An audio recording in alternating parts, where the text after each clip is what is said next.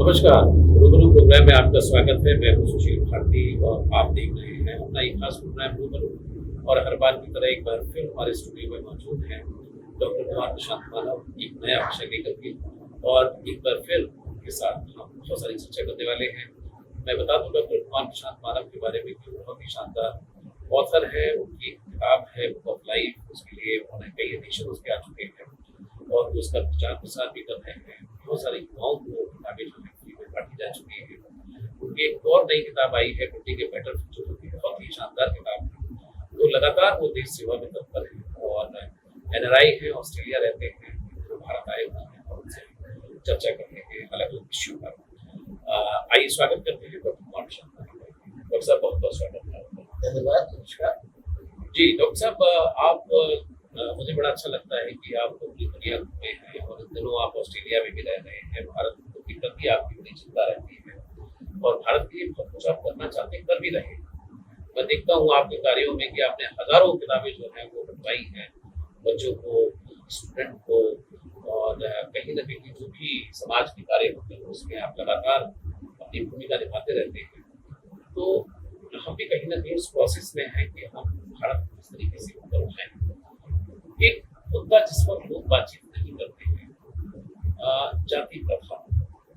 जैसे कि हमारे सबको की आप बात करते हैं अक्सर, तो उसमें कहा भी गया, उन्होंने कहा भी है कि जाति पाति पूछे नहीं कोई, हरिका भजे सो हरिका हुई नहीं, तो हरिको भजे सो हरिका हुई।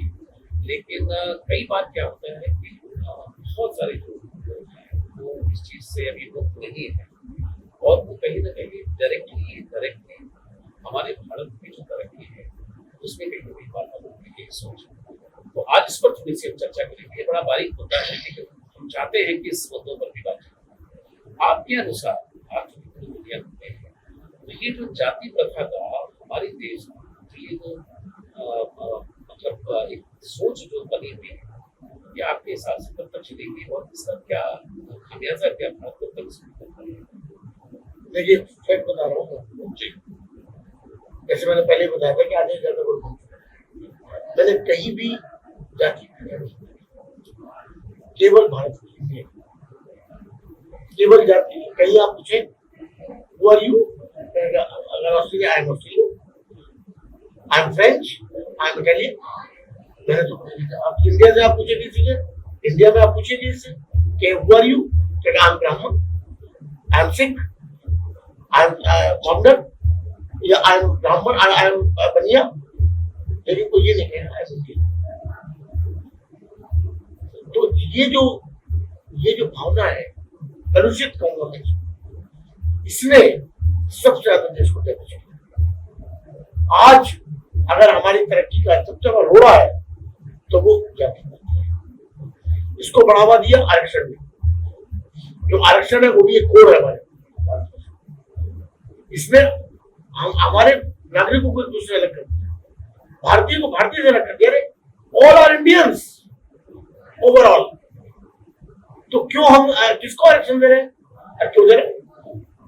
अगर आरक्षण होना चाहिए था वो तो उस टाइम की बात थी जब देश आजाद था 1948 में, और तब भी सरदार वल्लभ भाई पटेल ने कहा था, जो डॉक्यूमेंट्स रहे हमारे भारत में, कि पहली बात तो आरक्षण कभी मत दो, देश आजाद। गांधी जी से नेहरू से प्रस्ताव रखा, आरक्षण बांट देगा भारतीय को, और वही हुआ। उन्होंने कहा था अगर आप दें कि भाई आप मानते हैं कि उस टाइम छुआछूत बहुत ज्यादा थी और जाति प्रथा बहुत ज्यादा प्रसिद्ध थी, जो ऐसे लोग थे बेचारे जिनको हम शेड्यूल कास्ट बोलते हैं, मैं तो शेड्यूल कास्ट मानता ही नहीं किसी को, तो वो उनको मंदिरों में आने जाने की इजाजत नहीं थी, वो किसी चीज को छू नहीं सकते थे, अगर छू जाए तो आदमी को नहाना पड़ता था। ये सब चीजें बड़ी गलत थी। तो जाति प्रथा का प्रश्न उस टाइम था, उसकी वजह से वो लोग जो है वो बिलो पॉवर्टी रहते थे, तो उनको ऊपर उठाने के लिए कदम उठाया गया। तो ये कदम क्या उठाया गया, तभी से ये जाति के नाम पर उठाया गया। अगर ये आर्थिक दृष्टिकोण को देखते हुए उठाया जाता तो बहुत सुधी। ये अब मैं अब भी कहता हूँ कि ये जो जाति ये जो चल रहा है, ये डिमार्केशन जिससे हो रहा है आरक्षण, ये आरक्षण जाति पे के आधार पर नहीं बल्कि ये आर्थिक स्थिति के आधार पर, और वो भी 50% नहीं, केवल 10%, और वो भी कब केवल एंट्री में, बाद में प्रमोशन के भी। इससे आदमी एक तो अकाउंटेंट बनता है। मैं बता रहा हूं, अगर किसी का सिलेक्शन 50% हो रहा है और एक का 90% भी नहीं हो रहा, तो वो क्यों जाने लाएगा? उसका तो 50 या उसका 80 अगर क्राइटेरिया कर रखा है कि भाई इतना तो हमें लेना है इस पर्टिकुलर जाति से, तो उसकी वजह से जाति प्रथा करती और आपस में विद्वेष की भावना पैदा। मेरा कहना है कि कोई जाति नहीं। आप देखिए, मैं अगर कोई बोलता हूं तो पहले अपने अपने आप उसको उतारता हूं, तब बोलता हूं। मेरा नाम प्रशांत कुमार गोयल है।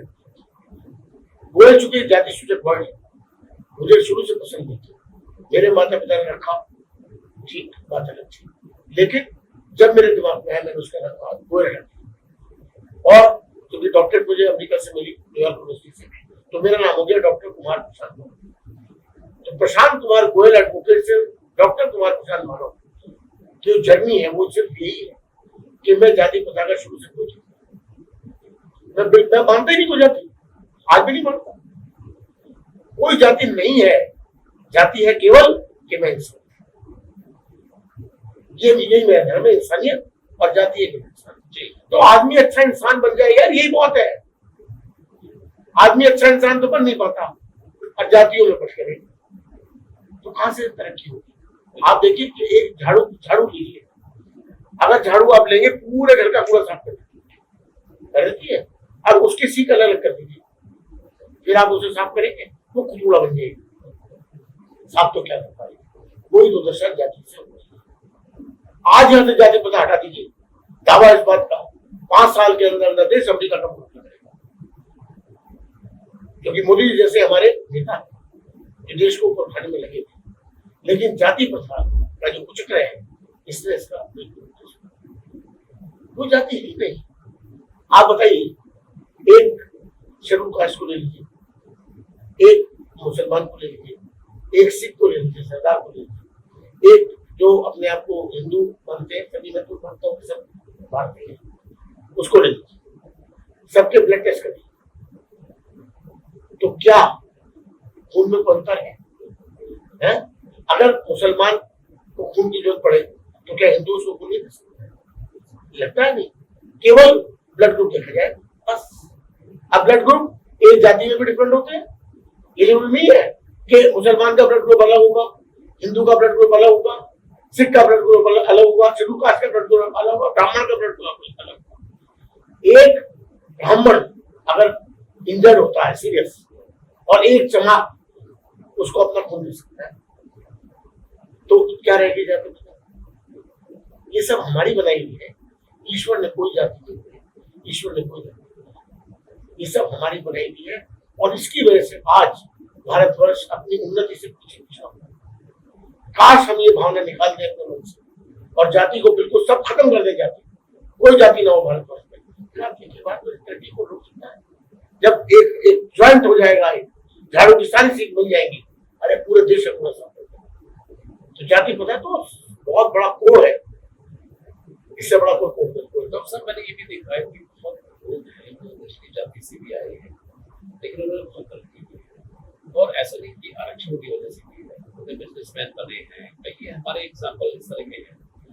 और अगर साधु संतों की परंपरा की बात की जाए तो आपने एक अपने वक्तव्य में एक इंटरव्यू में कहा भी था कि रैदास जो थे वो जूता गाड़ बहुत बड़े संत थे।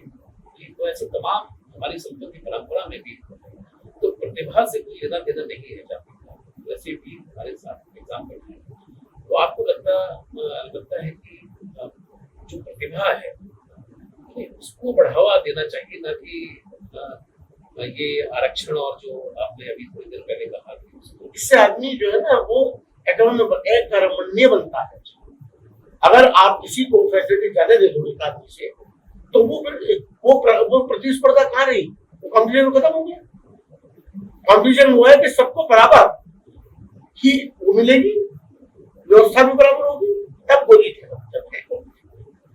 अब ये थोड़ी कि एक पर्टिकुलर भाई तुम तो काले हो तो तुम तो 50% पे निकल जाओ, और तुम गोरे हो तुम 90% पे निकलो, तो बता दीजिए ये क्या ये इसको न्याय न्याय कहते हैं? डॉक्टर साहब दो लोग हैं, क्या विकास हो सकता है इस तरह से? नहीं कभी नहीं हो सकता है। और मैं उसी बात पे आ रहा हूँ कि जैसे दो नौजवान हैं, अब एक के 85% 90% मार्क्स है और एक के 60% मार्क्स है।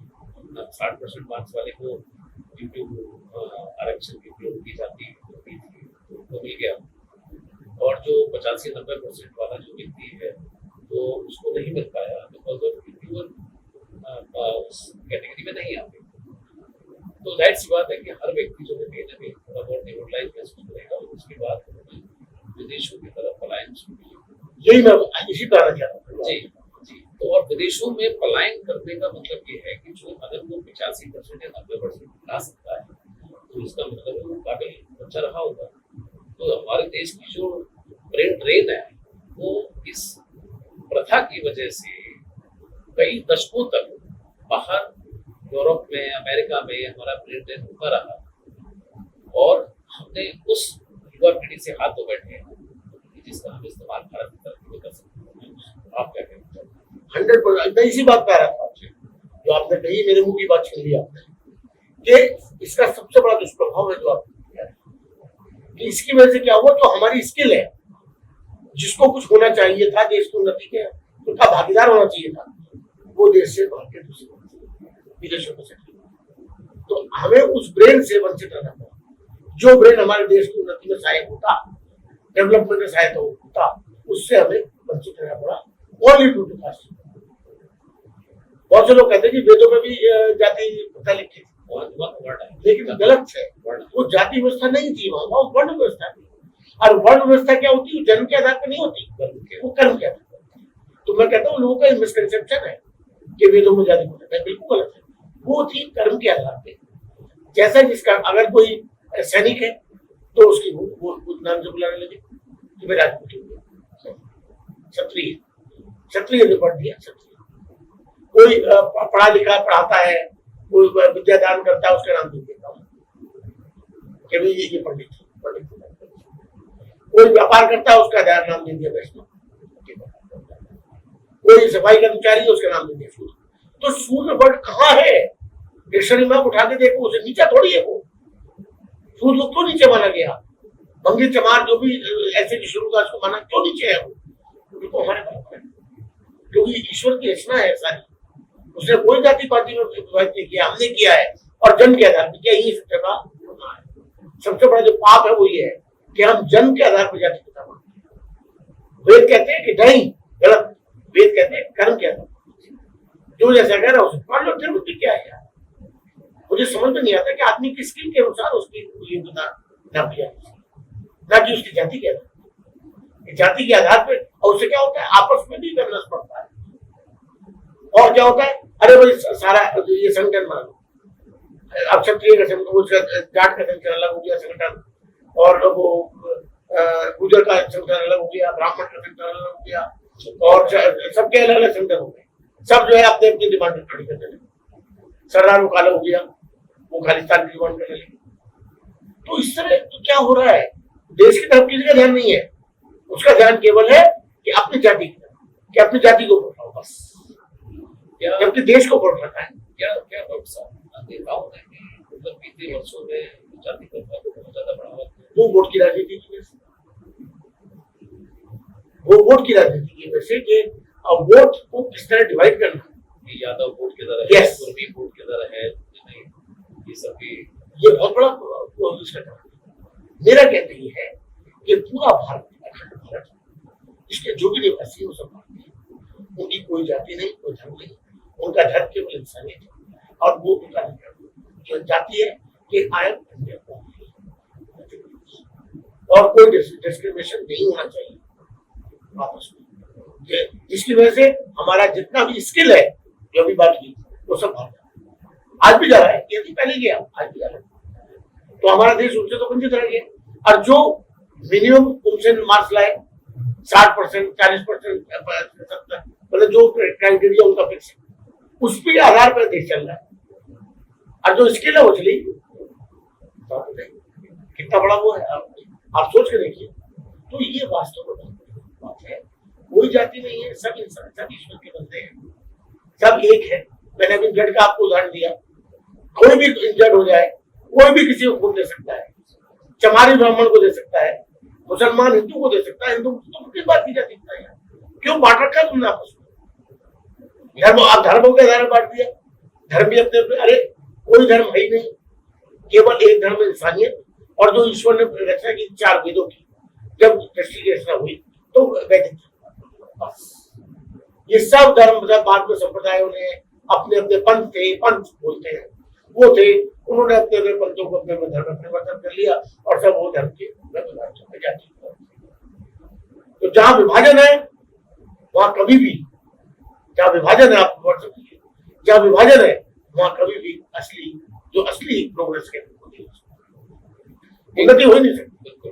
डॉक्टर साहब, एक बड़ा संवेदनशील सवाल करना चाहता हूँ कि अभी धीरे धीरे करके वर्जनाइज हो गई, अभी उच्च वर्ग की लड़कियों की शादी दलितों में भी हो रही है, दलितों की शादियां उसमें हो भी रही है। क्या ये जो एक सोच है, या ये कहा जाए कि इसको किसी कोई अभी होने में समय लगेगा क्या? हाँ, सोचे हमारी सोच में परिवर्तन होना पड़ेगा। अगर से आप कहें कि ऊंची कास्ट वालों की शादी मैं तो ऊंची जो वर्ड यूज करते हैं वही गलत। तो ये कहे कि एक कास्ट की शादी दूसरे कास्ट में, ऊंची नीचे तो कहीं नहीं, मैं सब कुछ समझ मेरे यहाँ में कोई ऊंचा नीचा, मेरा नाम है डॉक्टर कुमार प्रशांत मानव, तो मैं एक मानवता की राह का एक छोटा सा भाई, मैं सबको यही प्रेरणा देता हूँ, मैं सबको यही हमेशा यही सिखाना चाहता हूँ कि अच्छे इंसान बनो, जीवन का उद्देश्य क्यों नहीं। कोई जाति धर्म उलझ के मत रहो, जाति धर्म जो उलझ गया ना तो उसके अपनी उन्नति हो पाई, ना उसकी समाज की, ना देश की, वो वही कमजोर। ये जितने भी मैंने आपको नाम बताए, चाहे संत कबीर हो, चाहे ये संत रविदास हो, या ये गौतम बुद्धा हो, या ये आपके भगत सिंह, राजगुरु, क्या ये जाति के लिए, ये किसी के लिए, देश के। और जो गौतम बुद्धा थे उन्होंने मानवता का पाठ दिखाया, उन्होंने असली परिचय दिया। तो ये सब कहाँ जाति पाती है? डॉक्टर साहब, अभी जो स्थिति है भारत की, जैसे कि हम देखते हैं कि माननीय मोदी जी बहुत अच्छा काम कर रहे हैं, और बीते वर्षों में काफी कुछ चीजें बदलाव भी देखने को मिले हैं, और लोगों के अंदर कहीं ना कहीं राष्ट्रीयता की भावना भी पैदा हुई है। आपको क्या लगता है कि ये जो जाति प्रथा का जो कोड है ये समाज में कितने देर और चलेगा? अभी आपको लगता है कि क्या ये आने वाले 10 साल, 15 साल, 20 साल तक रहेगा, या ये समाप्त हो जाएगा, या ये वर्जनाइज करके सब समाप्त हो जाएगी? क्या लगता है? देखिए, अब जो वर्तमान स्थिति है उसे देख के तो ऐसा लगता है कि ये कोड भी समाप्त हो गया, क्योंकि कहीं के तो ऐसा देखा जा रहा है कि कोड और बढ़ता जाता है। अच्छा, क्योंकि संगठन जो बन गया है वो अपनी जाति को प्रमोट करता है, हर आदमी अपनी जाति में प्रमोट करने लगेगा, तो ये कैसे होता है? ये तो बहुत बड़ा चक्र बनता जा रहा है, इसको तोड़ना आसान नहीं है, इसको तभी तोड़ना पड़ेगा जब हम लोग, उसके लिए हमें बदलना पड़ेगा। जब तक हम नहीं बदलेंगे तब तक कुछ नहीं सकता, और हमें अपनी सोच बदलना, हमें मानना होगा कि अगर मेरा भाई चमार है, मोदी है, वो क्या है, वो तो काम के आधार पर है तो अपना भाई, उसे भाई गले लगाओ और उसको सहयोग करो, उसको पढ़ने में से। यहाँ क्या है, यहाँ टांग तो हर आदमी खींचता है, हर एक की, जहाँ पे ऊपर जाना होता है उसे टांग खींचता है, इससे ऊपर ले जाता है, लेकिन हाथ बढ़ा के ऊपर उठाना। मैं कहता हूँ never pull the leg, always pull the hand. ये छोटा सा मंत्र दिया मैंने, never pull the leg, always pull the hand. टांग कभी मत खींचो, हाथ खींचो। जब ये होने लगेगा जाति अपने आप हो जाएगी, सब भाई भाई हो जाएंगे, सब एक दूसरे का सहयोग करेंगे, सब क्या करेंगे, देश की उन्नति, समाज की उन्नति, उसके भविष्य की और उत्तर बढ़ेगा। किस तरह वृद्धि होगी सोचिए। आज वो सोच नहीं है, आज देश के बारे में कोई सोचता ही नहीं, आज समाज के बारे में कोई सोचता ही नहीं, भाई भाई के बारे में नहीं सोचता। तो कितनी इंडिविजुअलिटी आ गई है, कितना कंजर्वेटिव थॉट्स होते हैं हमारे। हमें होना चाहिए ब्रॉड माइंडेड। अगर हमारी उन्नति होगी तो देश की उन्नति नहीं होगी। जब देश की उन्नति अगर आप चाहते हैं तो हमें पहले सबको मिलके उसकी उन्नति को सीखो, तब देश की। एक टाइम था डॉक्टर साहब की जब जातिगत आधार पर चुनाव लड़ा और जातिगत समीकरण के माध्यम से ही राजनीति में लोग प्रवेश करते हैं, लेकिन अभी हम बहुत सारे चुनाव देख चुके हैं। अभी हाल ही में बिहार का भी चुनाव हुआ, तो काफी गठबंधन और काफी सारी चीजें की गई और जाति समीकरण भी बैठाए गए और ये सब किया गया, लेकिन अंततः जो लोगों ने भी वोट किया विकास के नाम पे कोई जगह आपको लगता है कि लोग अब इस जाति के मसले हैं उनको छोड़ करके विकास की धारा या सोच के साथ जुड़ने लगे? बिल्कुल सही। ये इस बात का द्योतक है कि अगर हम जाति की भावना से ऊपर उठ के वो काम करते हैं तो इसका मतलब हम हमारी निगाह में जाति जो है वो बाद में पहले देश या देश की उन्नति। तो अब जो ये हो रहा है अब थोड़ा सा चेंज हो रहा है। अभी बिहार के जैसे इलेक्शन की बात की आपने तब भी हुआ, तो ये बहुत अच्छी सोच है। मैं यही सोच डेवलप करना चाहता हूँ कि आप लोग इस चीज से ऊपर उठो, इसमें कुछ नहीं रखा। जब आप ऊपर उठोगे तभी आपका कल्याण संभव, वरना ये तो ऐसा कुछ चक्र है कि जाल में फंसे रह जाओगे मकड़ी, आप कुछ नहीं कर। अपना जैसे मकड़ी अपने बुने हुए जाल में खुद फंसती है, इसी तरह अपने बुने हुए जाल में फंस जाए। अगर आपको कुछ सहयोग करना है देश का उन्नति में और चीजों में, आपको इस भावना से जाति ये मानना होगा। जो मैं मानता हूँ जाति को है ही नहीं, बिल्कुल मैं नहीं मानता मेरे जैसा बंदा। और सबसे बड़ी बात मैं आपको बताऊँ कि मैं छोटा सा उदाहरण देता हूँ। लास्ट में एक फूल है, छोटा था, उससे शिक्षा ली। कितनी बड़ी शिक्षा देता है फूल, 4 शिक्षा देता है वो, बहुत जबरदस्त। पहली शिक्षा देता है कि फूल कांटों में भी है। कभी आप ये देखो कि भले गुलाब को देखिए, चारों तरफ कांटे होते हैं, कैसे खिलते हैं। तो कितनी बड़ी बात है कि हम कैसी भी स्थिति में हो लेकिन हमें ऐसी फूल की तरफ।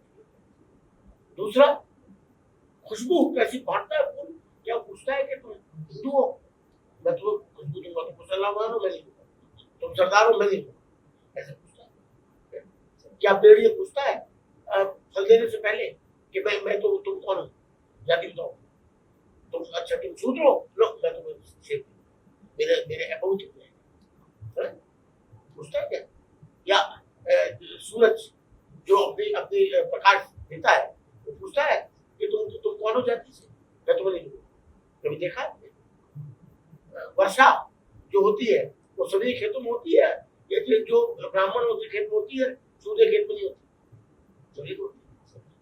तो जब ईश्वर के दिए हुए जो चमत्कार है, जो ईश्वर का एक गिफ्ट दिया हुआ है मानवता के लिए, जब वो कोई डिस्ट्रीब्यूशन नहीं करता तो हम कौन है करता?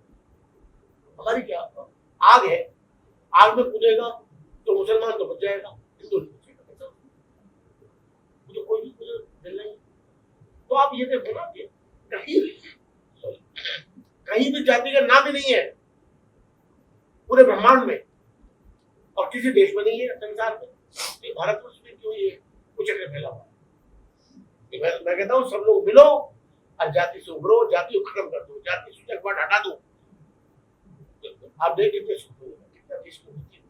और अभी ये बता रहा हूँ, फूल की 2 बात बताई मुझे।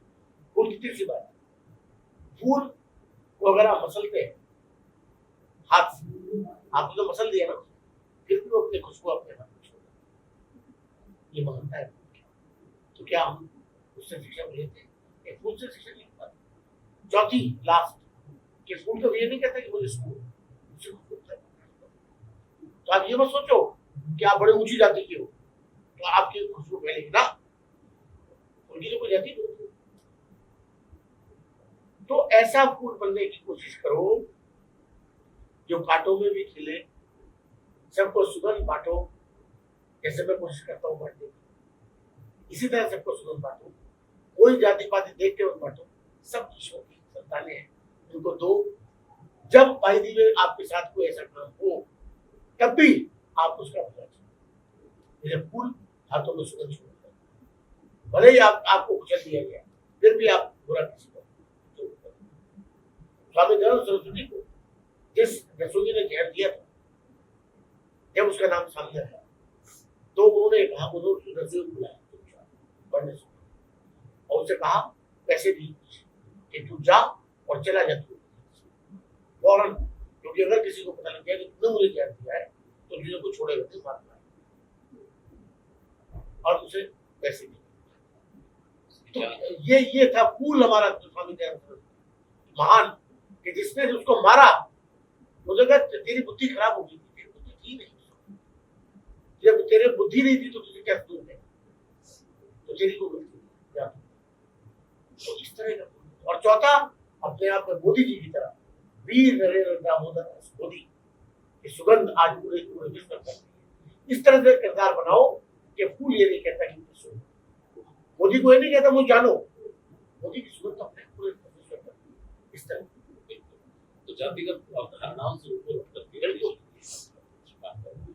बहुत बहुत शुक्रिया डॉक्टर साहब कि आपने विषय पर चर्चा की और सभी का विषय आसानी से इस विषय पर आते रहे, लेकिन आपने बहुत से इस विषय पर चर्चा की, बहुत बहुत शुक्रिया। तो दर्शकों, ये थी डॉक्टर कुमार प्रशांत मानव। आज हम जिस विषय पर चर्चा कर रहे थे जातिवादी और जाति प्रथा हमारे देश के अंदर विकराल रूप से भी देखने को मिलती है। हमें बात ये इस सोचने से ऊपर उठना है। सभी लोग हमारे जो हैं वो हमारे भाई हैं, हमारे साथ के लोग हैं। तो मुझे लगता नहीं कि इस तरह की चीज़ों में देश को बांटना बहुत अच्छा है। तो देश में आप बातें भी विकास चाहते हैं तो इन सब प्रधान से देश के बारे में सोचें। आज के लिए इतना ही। अगली बार किसी और चर्चा में मैं आपके साथ हाजिर रहूँगा। अभी तक